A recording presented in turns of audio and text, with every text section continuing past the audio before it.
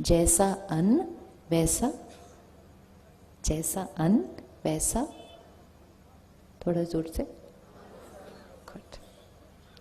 जैसा अन्न वैसा मन। ये नहीं लिखा था कि जैसा अन्न वैसा तन। खाना तो शरीर के लिए खा रहे हैं, तो जैसा अन्न वैसा तन होना चाहिए, जैसा अन्न वैसा मन, और जैसा मन वैसा तन।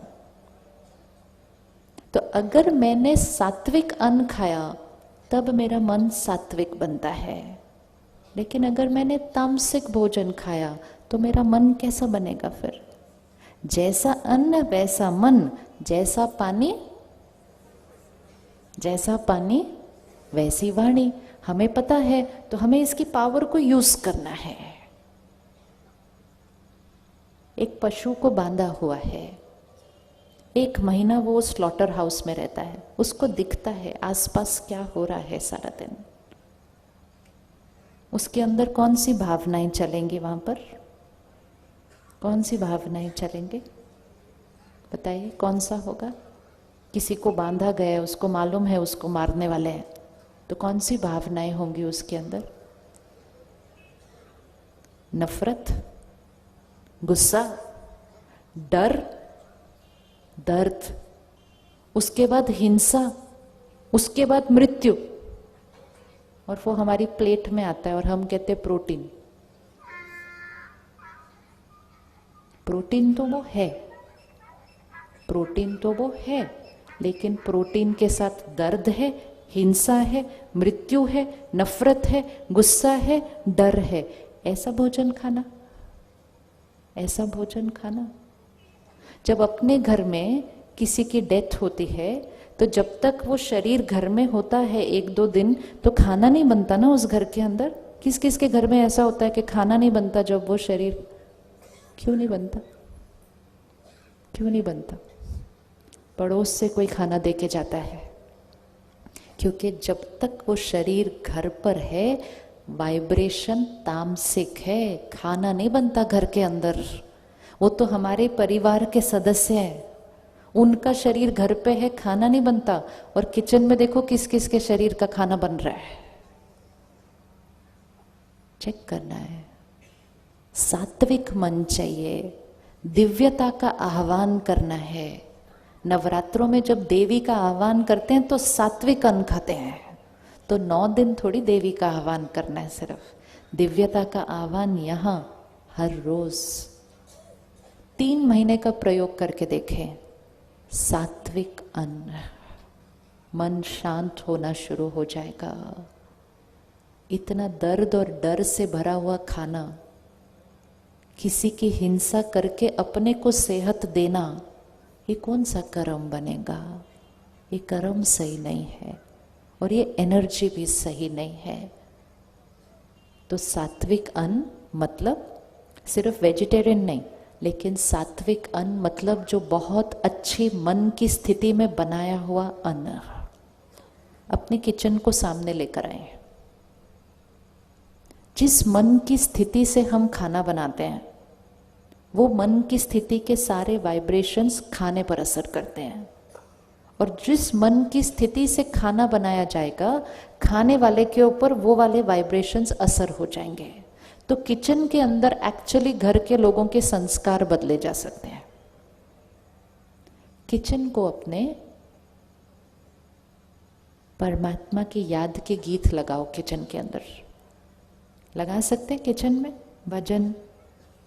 भजन भगवान के याद के गीत लगा सकते हैं किचन में। कौन कौन लगा सकता है अपने किचन में? कल सुबह ये एक चीज कर दो,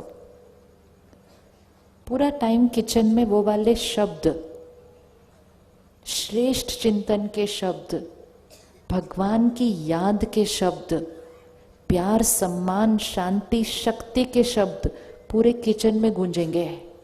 तो वो सारा खाना जो बन रहा होगा उसमें क्या जाएगा? उसमें क्या जाएगा? वो वाले शब्द जाएंगे। तो फिर आपके घर में खाना नहीं बनेगा, आपके घर में प्रसाद बनना शुरू हो जाएगा। प्रसाद तो यही होता है ना। प्रसाद कैसे बनता है मंदिर में, गुरुद्वारे में, मंदिर में प्रसाद कैसे बनता है? भजन चलते, कीर्तन चलता है, और जो लोग खाना बना रहे हैं वो भगवान को याद करते हुए खाना बनाते हैं। जहां प्रसाद बन जाएगा, पानी, पानी को ऐसे ही नहीं पीना।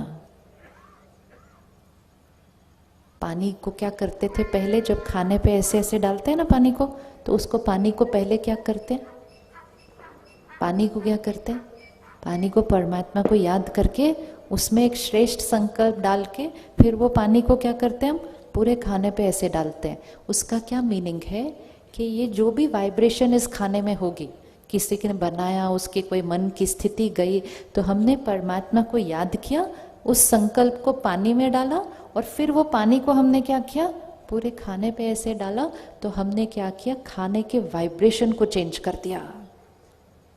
आजकल कभी कभी हम ये सब करना भूल जाते हैं, और हम खाने की प्लेट लेते हैं और हम कहते हैं रिमोट किधर है, टीवी ऑन करो,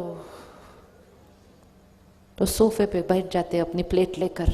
तो भगवान को याद करने की जगह जब टीवी को याद करके खाना खाया, तो सतयुग से कलयुग बन गया घर में। फिर घर में नियम बना दें, खाना खाते समय टीवी नहीं ऑन कराएंगे, 10 मिनट, सिर्फ 10 मिनट खाना खाना है सिर्फ। बच्चे भी सीख जाएंगे थोड़े दिन के अंदर, क्योंकि वो सारी चीजें देखते हुए अगर खाना खाया तो खाने के वाइब्रेशन भी क्या हो जाते हैं, दूषित हो जाते हैं, मन की स्थिति पे असर पड़ जाता है। परमात्मा को याद करके खाना खाएंगे और परमात्मा को याद करके खाना बनाएंगे। अगर घर में किसी को भी चिंता है, डर है, अशांति है, आप खाना बनाते समय उसमें डालते जाओ, परमात्मा की शक्तियाँ इस खाने में कूट कूट के भरी है। ये खाना खाना नहीं, प्रसाद है। हमारा घर स्वर्ग है, डालते जाओ रोज उसमें, हमारा घर स्वर्ग है, हमारे रिश्ते बहुत सुंदर हैं, हमारे बीच एकता है, हमारे बीच सम्मान है, रोज डाल दो। एक ये डाल सकते हैं, नहीं ध्यान रखा तो अपनी चिंताओं में, उसने मुझे ऐसा क्यों बोला, उसने मुझे ऐसा क्यों किया, मेरे घर में इतनी प्रॉब्लम क्यों है, अगर ये सोचते सोचते कड़छी घुमा दी, प्रॉब्लम बढ़ जाएगी कल से, क्योंकि जैसा अन्न वैसा मन। इसलिए खाना बनाते समय बहुत ध्यान रखना है, खाना खाते समय बहुत ध्यान रखना है। अपने किचन को मंदिर की तरह बनाना है। सिर्फ स्वच्छता बाहर नहीं, स्वच्छता अंदर खाना बनाते समय, कोई और बात मन पे नहीं होनी चाहिए। और परमात्मा की याद के गीत चला दो, तो अन्न कैसा बन गया, सात्विक, मन बन गया सात्विक। तीसरी चीज जो घर में आनी है वो है धन, जो दुआओं के साथ आना चाहिए। धन कमाते समय थोड़ी भी कुछ गड़बड़ नहीं करना। धन बहुत साफ आना चाहिए हमारे घर, क्योंकि धन से अन्न खरीदा जाता है, अन्न का असर मन पर होता है, मन का असर तन पर होता है। तो पहली चीज कौन सी हो गई, धन। धन साफ, दुआओं से, अन्न सात्विक, मन परमात्मा के ज्ञान से भरपूर, तो घर तो स्वर्ग बनना ही है, कुछ और बन ही नहीं सकता है, पॉसिबल ही नहीं है, पॉसिबल ही नहीं है। इन चारों चीज़ों में कहीं भी अगर हमने गड़बड़ की, तभी भाग्य में प्रॉब्लम आती है। अगर ये चार चीज़ें सात्विक हैं तो घर स्वर्ग बनना है।